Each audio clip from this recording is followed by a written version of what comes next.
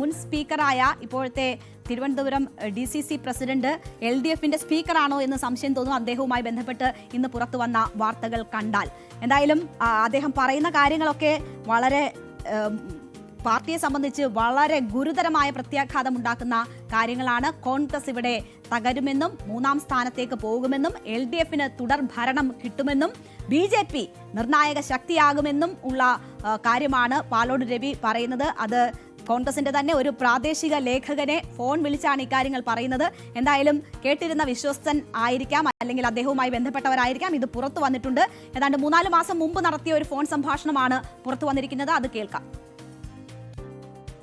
അവിടെ പഞ്ചായത്ത് ഇലക്ഷനിൽ 3ാമത് പോകും, നിയമസഭയിൽ ഉച്ചകുത്തി താഴെ. നീ നോക്കിക്കോ, 60 അസംബ്ലി നിയോജക മണ്ഡലത്തിൽ BJP എന്ത് ചെയ്യാൻ പോകുന്നെന്ന്. അവൻ കാശ് കൊടുത്ത ആളുകളെ വോട്ട് വാങ്ങിച്ച് ഈ പാർലമെന്റ് ഇലക്ഷനിൽ വോട്ട് പിടിച്ചതുപോലെ അവൻ 40,000 50,000 വോട്ട് പിടിക്കും.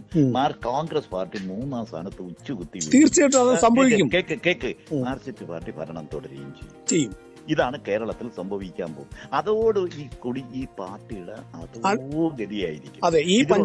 ഇതിനകത്ത് മുസ്ലിം കമ്മ്യൂണിറ്റിയിലുള്ളവർ അവർ വേറെ കുറെ പാർട്ടിയിലും കുറെ കമ്മ്യൂണിസ്റ്റ് പാർട്ടിയിലും പോകും. കോൺഗ്രസിനുണ്ടെന്ന് പറയുന്ന കുറെ ആളുകൾ BJPയിലും മറ്റേതെങ്കിലും പാർട്ടികളിലേക്ക് പോകും. ഇത് എടുക്കാത്ത ചരക്കായി ഈ വരുന്ന പഞ്ചായത്ത് ഇലക്ഷനും അസംബ്ലി ഇലക്ഷൻ കഴിയുമ്പോഴാണ് നശിക്കും. കോൺഗ്രസ് പാർട്ടി നശിച്ചു പോകും എന്ന ഒരു സാഹചര്യമാണ് ചൂണ്ടിക്കാണിക്കപ്പെടുന്നത്. അധോഗതിയാണ് പാർട്ടിക്ക് വരാനിരിക്കുന്നത് എന്ന് പ്രവചിക്കുന്നുണ്ട്. എന്തായാലും ഇത് നമുക്കറിയാം, നിലമ്പൂർ തെരഞ്ഞെടുപ്പിൽ വലിയ വിജയം നേടി അതിന്റെ ഊർജ്ജത്തിൽ നിന്ന് ഇനി തദ്ദേശ തെരഞ്ഞെടുപ്പ്, നിയമസഭാ തെരഞ്ഞെടുപ്പൊക്കെ നേരിടാൻ കോൺഗ്രസ് ഒരുങ്ങുമ്പോഴാണ് DCC പ്രസിഡന്റിന്റെ ഭാഗത്തു നിന്ന് തന്നെ ഇത്തരമൊരു പ്രതികരണം വരുന്നത്. വലിയ അധോഗതിയാണ് പാർട്ടിയെ കാത്തിരിക്കുന്നതെന്ന് കൂടി പറയുന്നു. ഒരു ഭാഗം കൂടി കേൾക്കാം ആ ടെലിഫോൺ സംഭാഷണത്തിന്റെ. പ്രത്യേകിച്ച് പഞ്ചായത്ത് ഇലക്ഷൻ യാതൊരു ബ്ലോക്ക് ഭാരവാഹികളുടെ കാര്യത്തിൽ 100 പേരെ വയ്ക്കും. വാർഡ് ഇറങ്ങി നടക്കാൻ ആളില്ല. പ്രസിഡന്റുമാരുടെ ലിസ്റ്റ് ഇവിടെ തന്നെ വേറും ബോഗസ് ആയിരുന്നു. അത് അവിടെ നിന്നല്ല, ഞാൻ ജില്ലയുടെ കാര്യം നാട്ടിൽ ഇറങ്ങി നടന്ന് ജനങ്ങളുടെ ഒക്കെ പോയി കണ്ട് നല്ലൊരു സംസാരിക്കാൻ 10% സ്ഥലത്തേ നമുക്ക് ആളുള്ളൂ.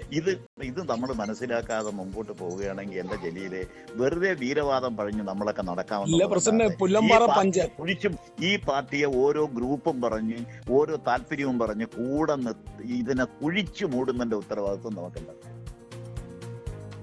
എന്തായാലും ഈ വലിയ വിവാദമായതിന് പിന്നാലെ അദ്ദേഹത്തിന്റെ വിശദീകരണം കൂടി വന്നിട്ടുണ്ട്. അദ്ദേഹം വാർത്താ സമ്മേളനം വിളിച്ച് തന്നെ കാര്യങ്ങൾ വിശദീകരിക്കുന്നു. താൻ സതുദ്ദേശത്തിൽ പറഞ്ഞതാണ്, അവരെ ഒന്ന് ഊർജ്ജസ്വലരാക്കാൻ പറഞ്ഞതാണ്, ഭിന്നത മാറ്റിവെച്ച് ഒരുമിച്ചാലേ കാര്യം നടക്കുള്ളൂ എന്ന് ഓർമ്മപ്പെടുത്താൻ വേണ്ടിയാണ് പറഞ്ഞത്. എന്തായാലും ഇങ്ങനെ ചെയ്തത് ശരിയായില്ല എന്നുകൂടിയാണ് അദ്ദേഹം ഇന്ന് മാധ്യമങ്ങളോട് പറഞ്ഞത്. അപ്പോ എന്താണ് ഇനി പാർട്ടി പാലോട് രവിയോട് സ്വീകരിക്കാൻ പോകുന്ന നടപടി എന്നത് വലിയ ആശ്ചര്യമുണ്ടാക്കുന്ന കാര്യമാണ്. നമുക്ക് കാത്തിരിക്കാം. ഇതിൽ വിശദീകരണം തേടിയിട്ടുണ്ട് എന്ന് സണ്ണി ജോസഫ് പറയുന്നു, KPCC അധ്യക്ഷൻ.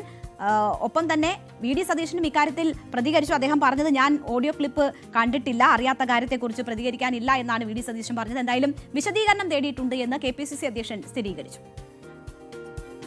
ആലോചിച്ചോണ്ടിരിക്കും. അതേ പരിപാടികളിലായിരുന്നു. ഞാൻ നേരത്തെ ആ പ്രോഗ്രാം നടക്കുമ്പോൾ ഞാൻ ഒരു മീറ്റിങ്ങിലായിരുന്നു.